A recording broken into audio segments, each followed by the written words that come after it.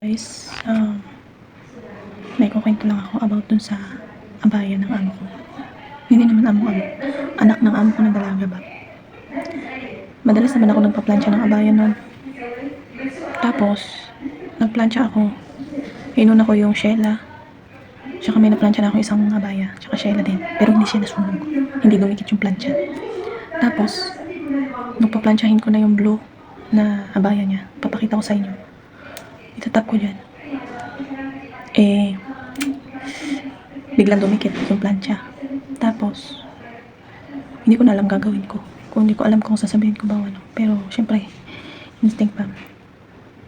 Na, sinabi ko, nag-message ako dun sa anak na dalaga. Kasi ayaw nila yung, pag may nasira kang gamit, hindi mo sasabihin agad. Kailangan, pag may nasira ka na kahit anong gamit, kahit maliit man yan, magsabi ka na agad sa kanila para maintindihan nila. Ayaw nila yung tinatago mo yun. So, sinabi ko yun. Nag-chat ako sa WhatsApp niya. Sabi ko, Madam, nasira ko. Ayan, lagay ko yun. Madam, ayan. So, yan sinabi ko. Hindi siya nag-reply. Kaya ang ginawa ko, bumaba ako sa kwarto niya para ako mismo ang magsasabi at pinakita ko sa kanya yun. So, dala-dala ko yun. Pinakita ko. So, ayun, sabi ko, Madam, this abaya. Sabi ko gano'n. Then, sabi niya, oh, this is my new abaya. Only 2 times I wear this. Sabi niya gano'n.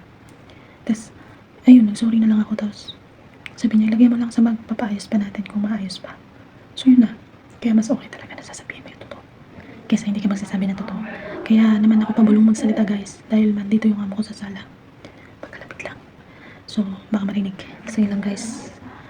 So, kaya lagi dapat tayo magsasabi ng totoo. Huwag natin itatago, ililihim. Diba? Ayaw nila yung ganun. Mas okay na maging honest ka sa kanila kaysa maging maglihim ka. Diba? Doon mo makikita yung totoong ugali ng amo mo. So, yun nga, guys. Okay lang naman sa kanila. Oo, hindi din natin mawasan may maramdaman sila na ano, diba? Siyempre, kasalanan natin. Hindi ko naman sinasadya, pero pagkakamali natin yung kailangan natin tanggapin, diba? So, yun lang, guys. Maraming salamat. God bless.